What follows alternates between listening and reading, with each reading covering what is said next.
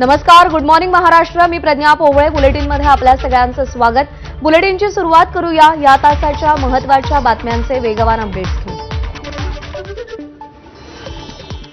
अहिल्यानगरमधील आमदार संग्राम जगताप यांनी दिवाळीत धर्म बघून दुकानातून खरेदी करण्याचं वादग्रस्त विधान केलं होतं आणि यानंतर त्यांच्यावर धार्मिक तेढ निर्माण करण्याचा आरोप झाला. यावरून त्यांना पक्षानं नोटीस देखील बजावली होती. दरम्यान अहिल्यानगरमध्ये काही हिंदुत्ववादी संघटनांनी हिंदू व्यापाऱ्यांच्या दुकानांवर भगवे झेंडे लावलेत. त्यामुळे शहरातली बाजारपेठ भगवेमय झाली आहे. या संपूर्ण प्रकारामुळे आता नव्या वादाची शक्यता आहे. तू असा तुझा भाव करत नव्हता, पण ज्या प्रकारे हिंदूंवरती या सगळ्या गोष्टी लादल्या जातात आणि हिंदूंसोबत अशा प्रकारे अतिरेकी कृत्य केले जातात, याला सडेतोड असे उत्तर या ठिकाणी देण्यासाठी आम्ही भगवा पताका प्रत्येक हिंदू दुकानदाराच्या दुकानावरती लावण्यासाठी या ठिकाणी आलो असता त्याला असा जोरात असा प्रतिसाद या ठिकाणी सर्व हिंदू दुकानदारांनी दिला व प्रत्येक दुकानदारांनी हा ध्वजही लावला. दरम्यान या प्रकरणावरती एमआयएमचे जिल्हाध्यक्ष परवेज अशरफी आणि हिंदू व्यापारी प्रतीक बोगावत यांनी काय प्रतिक्रिया दिली आहे पाहूया. फ्लेक्स लावावा आणि त्याच्यावर लिहावा की फक्त हिंदूंना 70% डिस्काउंट, कोणत्याही मालावर 70% डिस्काउंट, जेणेकरून जे गोरगरीब हिंदू आहे त्यांचा आता सण आहे तर त्यांचं कुठं ना कुठं फायदा होईल आणि ज्या व्यापाऱ्यांचं याच्यात नुकसान होणार आहे ते जे पैशाचं नुकसान होणार आहे ते स्थानिक आमदारांकडून त्यांनी ते वसुली करावी. लोकांना कळलं पाहिजे की कुठून खरेदी करायची त्या हिशोबाने अनुषंगाने भगवे ध्वज सगळ्यांकडे लावलेली आहे. समर्थन आहे आपल्याला. हो, समर्थन आहे. भगवा ध्वज लावायला कोणाचं समर्थन? महाराजांचा भगवा ध्वज म्हटल्यावर काय विषय? अहिल्यानगरमधील आमदार संग्राम जगताप यांनी दिवाळीत धर्म बघून दुकानातून खरेदी करण्याचं वादग्रस्त विधान केलं होतं आणि यानंतर त्यांच्यावर धार्मिक तेढ निर्माण करण्याचा आरोप झाला आणि वादाला तोंड फुटलं होतं. त्यावर आता अमोल मिटकरींनी एक पोस्ट करत नाव न घेता संग्राम जगताप यांना डिवचलंय. जगतापांचं वक्तव्य मनावर न घेता हिंदू बांधवांनी मुंबईतील क्रॉफर्ड मार्केटमध्ये तुफान गर्दी केली असल्याचं मिटकरींनी म्हटलंय. मिटकरींची एक पोस्ट आपण पाहूया. मुंबईतल्या क्रॉफर्ड मार्केट इथे मुस्लिम दुकानदारांकडून दिवाळीचे फटाके खरेदी करण्यासाठी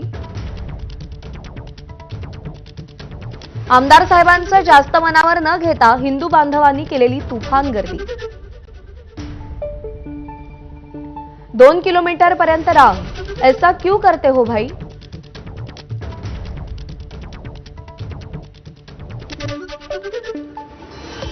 ठाकरेंच्या शिवसेनेसोबत युती करण्याबाबत राज ठाकरेंचा सावध पवित्रा अजूनही कायम असल्याचं दिसतंय. निवडणूक कशी होणार हे महत्वाचं आहे, कोणासोबत होणार हा आत्ताचा विषय नाही, असं राज ठाकरेंनी काल पत्रकार परिषदेत स्पष्टपणे म्हटलंय. राज ठाकरे काल महाविकास आघाडीच्या पत्रकार परिषदेत सहभागी झाले होते. उद्धव ठाकरेंसमोरच त्यांनी एका प्रश्नाला उत्तर देताना हे वक्तव्य केलं. तर दुसरीकडे उद्धव ठाकरे आणि त्यांच्या शिवसेनेतून मात्र युतीवर जवळपास शिक्कामोर्तब झाल्यासारखी वक्तव्य येत आहेत. काल बैठकीतही उद्धव ठाकरे यांनी राज यांना शेजारी बसवून घेतलं आणि आता आम्ही एकत्र आहोत, आमच्यामध्ये कोणी येणार नाही असं म्हटलं होतं. मात्र त्यानंतर पत्रकार परिषदेत राज ठाकरे यांनी हे सूचक वक्तव्य करत युती झाली नसल्याचं सूचित केलंय.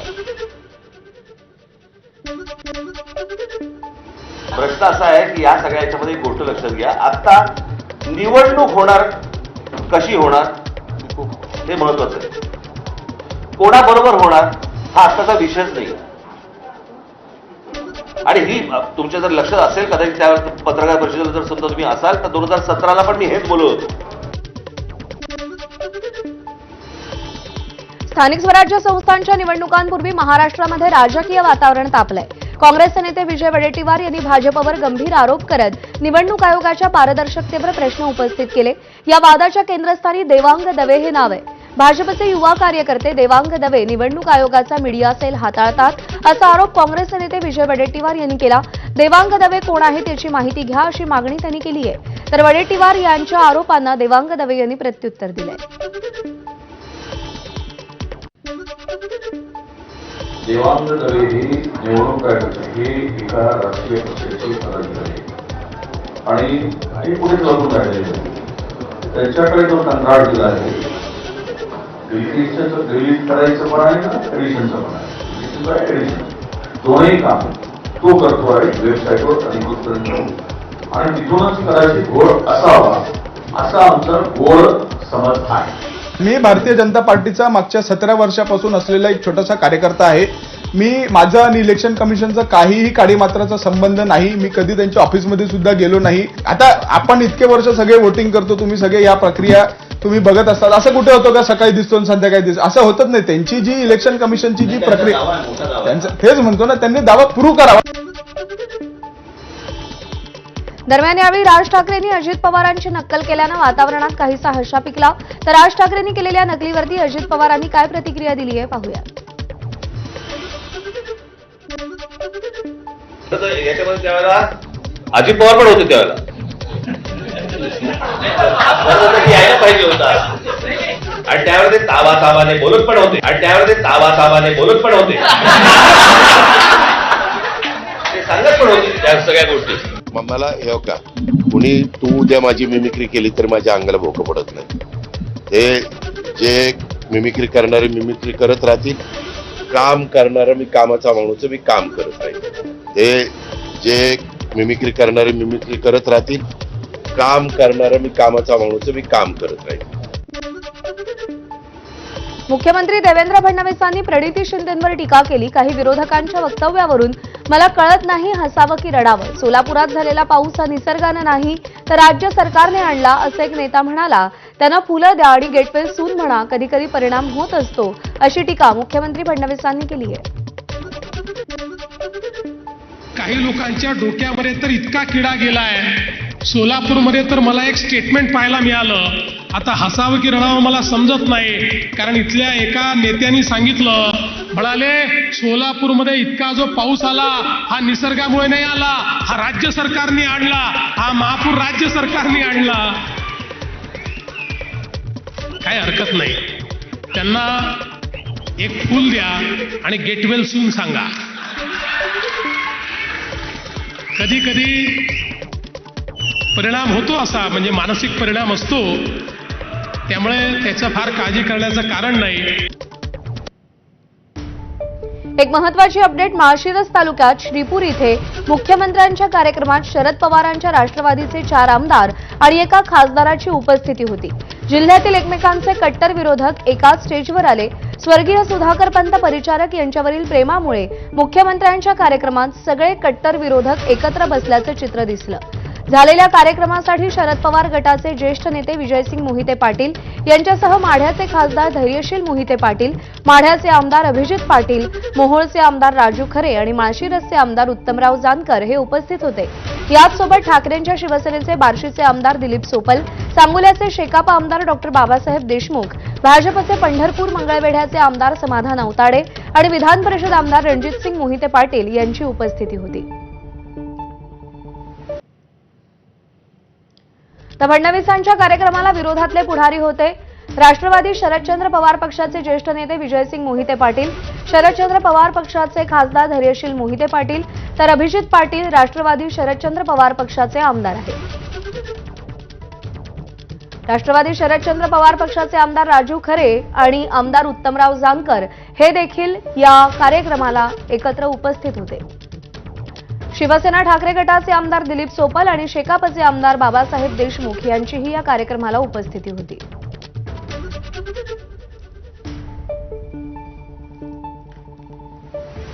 महाराष्ट्राच्या नशिबी बंद आणि मंद सरकार अशी टीका दैनिक सामनातून करण्यात आली आहे.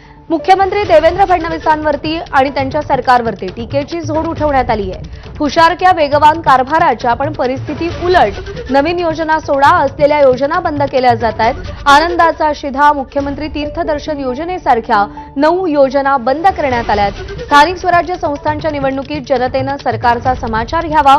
योजनांना सुधारित निकष आणि नवीन नियमांची मेख लावली गेलेली आहे.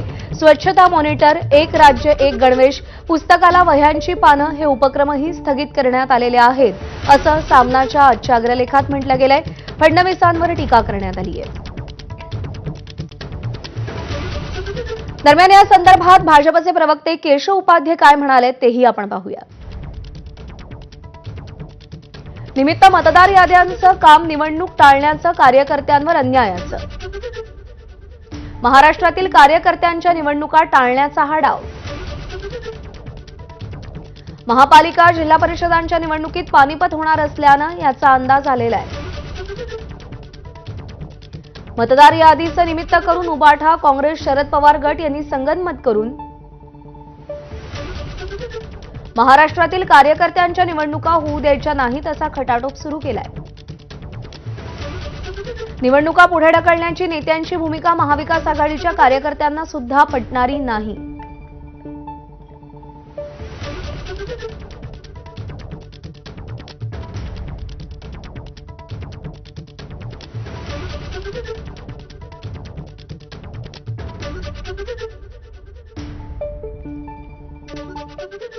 गेल्या 8 महिन्यात नागपूर पोलिसांनी 1000च्या वरती ड्रग्ज आणि गांजा तस्करांच्या मुसक्या आवळल्या.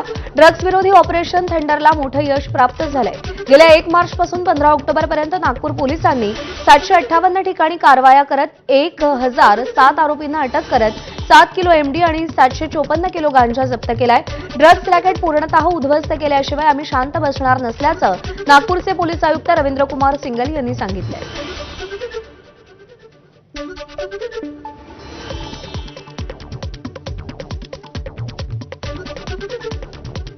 8 महिने जसं आपण सांगितलं मार्चपासून आतापर्यंत फार मोठी आपल्याला आपण कारवाई केली आणि त्याचे जवळपास 1007 लोकांना आपण अटक केलेली आहे.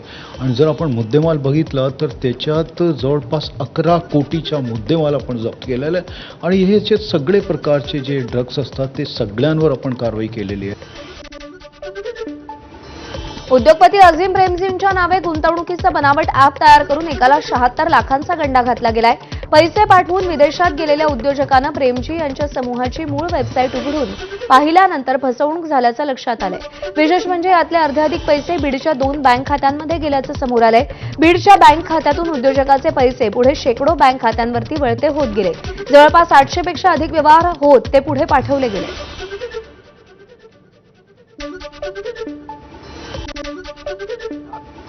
73 लाखाची अमाऊंट त्यांनी इन्व्हेस्ट केली होती. आरटीजीएस वगैरे द्वारे त्यांनी पेमेंट केलं होतं.